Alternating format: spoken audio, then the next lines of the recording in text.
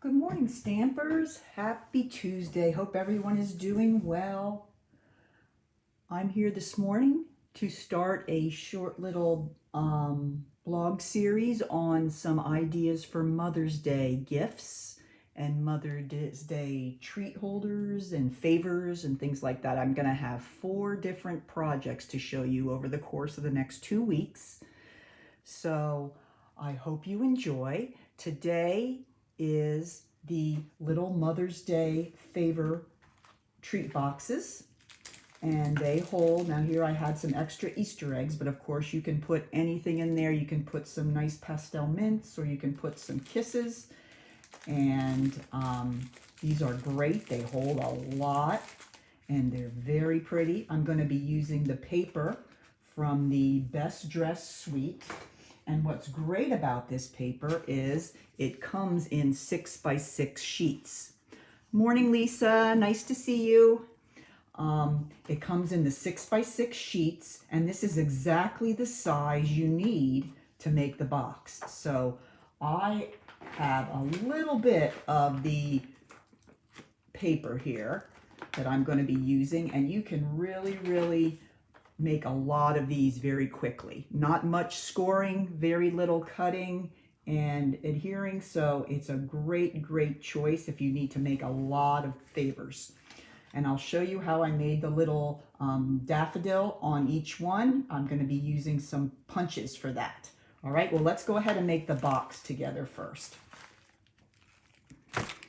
All right, as I told you, we're going to be using a 6x6 sheet of designer series paper. The Best Dress suite paper comes in a 6x6 pack, so no cutting is necessary for this one. So what you're going to do, you're just going to put it up in your scoring board, and you're going to go around and score at 1 inch on every side. Okay, so I'm going to go 1, I'm going to turn it counterclockwise or clockwise, really doesn't matter, and I'm just going to carefully score at the 1 inch mark on all 4 sides. Now I'm back to the top again, and I'm going to add 2 more additional score lines on this side. I'm going to put one at 2.5 and one at 3.5. Okay, and that's all that you need this morning for your scoring. Pretty easy. Let's go ahead and take away our scoring board. Now you don't have to worry about getting all the dimensions. I will have this project on my blog by the end of the day. All right, let's go ahead and crease down all our score lines using our bone folder. Bone folder is a great way to get a nice strong crease and make your box building a lot easier. All right, so I've got them all scored and creased now, and I'm going to bring in my little template to give you an idea of what you're going to have when you finish your cutting. Okay, this is what your template's going to look like when you finish your cutting. So let's go ahead and get started. You want to hold your paper so that the short, thin rectangles are at the top and the bottom. Okay, and then this way you're going to have more of the score lines. All right, so the first thing you're going to do is you're going to cut up. Pick either end, it doesn't matter because they're both the same. You're going to cut up to the first horizontal score line, and then you're going to cut that off. So what I'm doing here is I'm making my little tabs, because this panel here is going to be glued inside the box to the back side of another panel.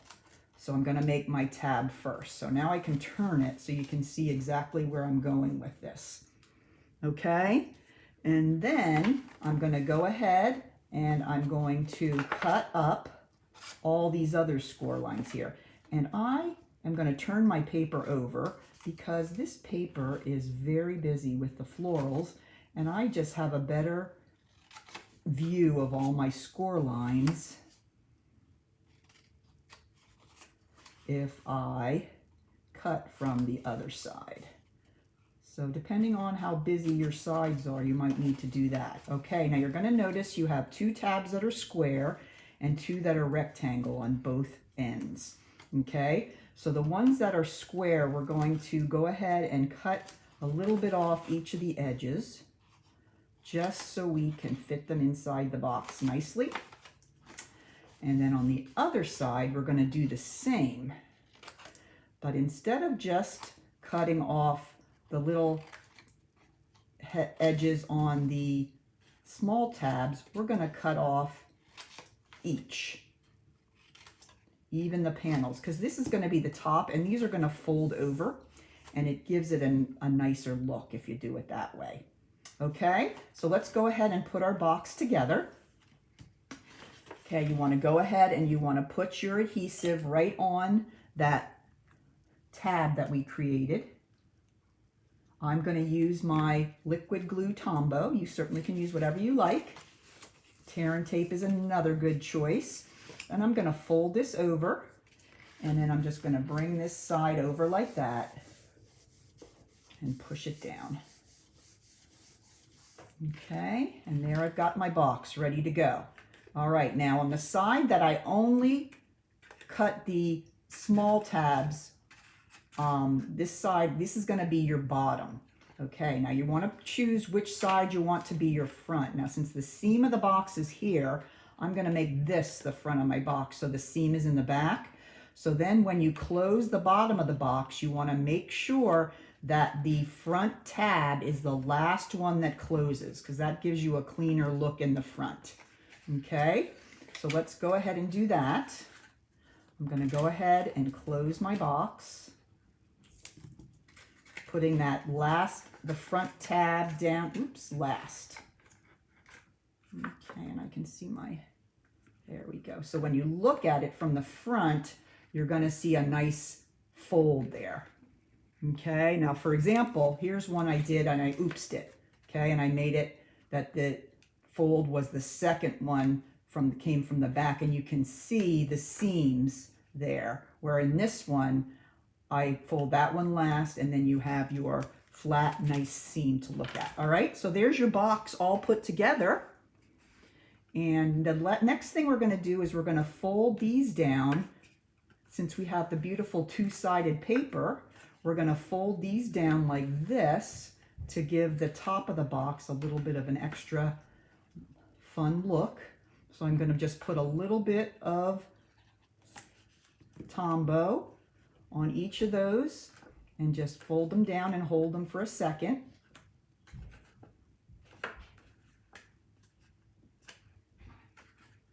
Okay, and that's the reason why we did the wedging on all 4 sides there. It just gives it a little cleaner look than the square. Okay, so there's the box. The box is finished. How about that? Okay, now let me talk a little bit about the contents. I used pretzel bags. These are available at any craft store, and I'm sure you can get them online, either at Amazon or at Michael's. And hi, Deb. Thanks for joining. Hey, Sarah. So these are pretzel bags, and then these little ties actually came with the bag, so you can decide what you want to put in them. I used some extra Easter eggs I still had, but you could also use like mints, or you could use Hershey Kisses. These spring kisses are really pretty too. So you can go ahead and you can put that right inside. It holds a lot. Although it's a thin box, it's a tall box. And you just got to move your chocolates around a little bit so they can get in there. So there we go. I suggest you put them in there right away because it gives you a better surface to work with. All right, the next thing we're going to do is we're going to bring in the ribbon and make our bow. Now I made all different kinds of bows here. This one I used the old olive that's in the new ornate garden suite. And here I used the Whisper White seam binding. So it's got lots of choices on ribbon. I've decided this morning I'm going to use a little of the mint macaron. That is in the mini catalog. It is mint macaron. Let's see what the official name of it is. Sheer linen ribbon. Okay, So I'm going to go around the top of my box here. And I'm going to tie a little bow kind of to the right side of the top. This is great. Nice ribbon, and I really cut a piece way too big. Okay, I'm going to cut down my bow. Okay, so there's my bow. And now we're going to go for the left top corner for our flower. Let me show you how I made the little daffodil flower. Really easy. I use the pop of petals.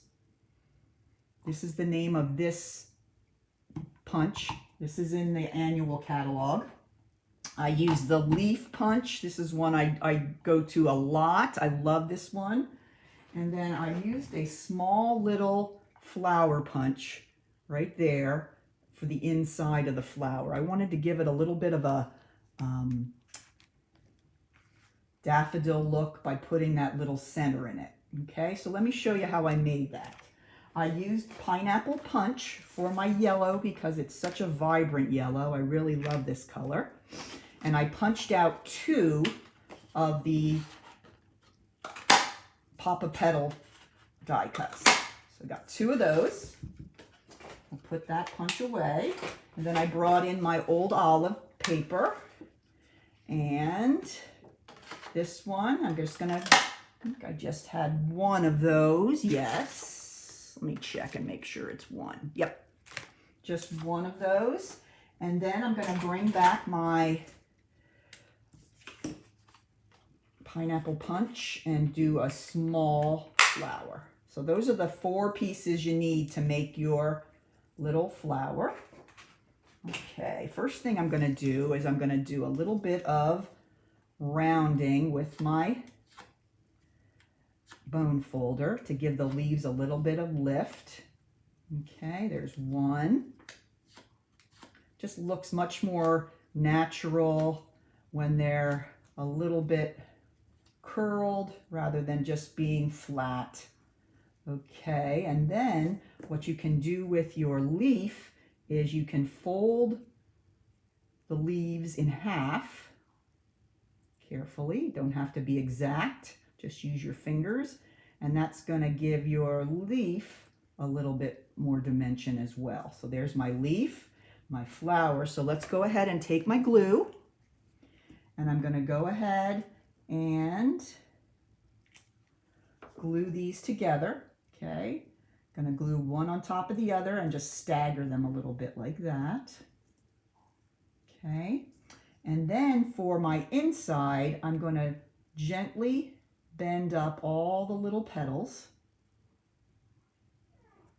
Okay, then I'm going to take a mini dimensional.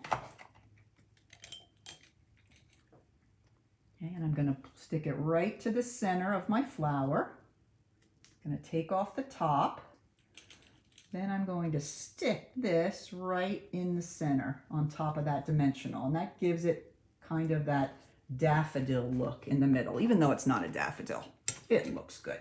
All right, then a little tap of glue on my leaf.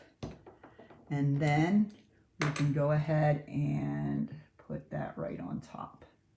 And you want to make sure you position it so that you have your leaves sticking out in the back. All right, we're down to our last step here. We have our bow and our box all ready to go. Now I'm going to go ahead and put a regular size dimensional right here on my box. Okay, and I'm going to take our beautiful flower that we made, and I'm just going to stick it right to the top there. And there we go. All right, now all we have left now is our little sentiment. And what I did is I used a sentiment from the So Sentimental stamp set. And this set is great because it also has some tags. And I used this mini tag here, and I cut it out using my die cutting machine. And here it is. Isn't that cute? Oops, that's the wrong side. I love it because it has a little bit of stitching around the outside of the tag. And then I'm going to bring in my rich raspberry ink, and then this tiny little stamp from the set says "for you." Okay, and a little bit of cursive. I love that. That's very pretty. I'm just going to stamp that on my tag. And then I'm going to pull in one more dimensional. I'm going to put it on the back of my tag, right up near the hole. And then I'm just going to slide it in here, kind of under the ribbon, under the flower. So there you go. There is your gift box. Isn't that easy to make? With the 6x6 paper stack, you can just make loads and loads of these. So I hope you enjoyed that, and tune in on Thursday. We're going to make a triangular treat box. Let me grab that and show you what that looks like. This is another great box you can use to put little treats in for a friend or a mom. It's a triangle box. Looks complicated, but it's pretty easy. And I used paper from the new Ornate Garden Suite. So we will be making the little triangular box on Thursday morning at 10. So join me. If you aren't able to join me, you can always go onto my YouTube channel. Just search for the Wexford Stamper, and you can catch all my tutorials. So thanks for joining me this morning. Have a great day. Bye now.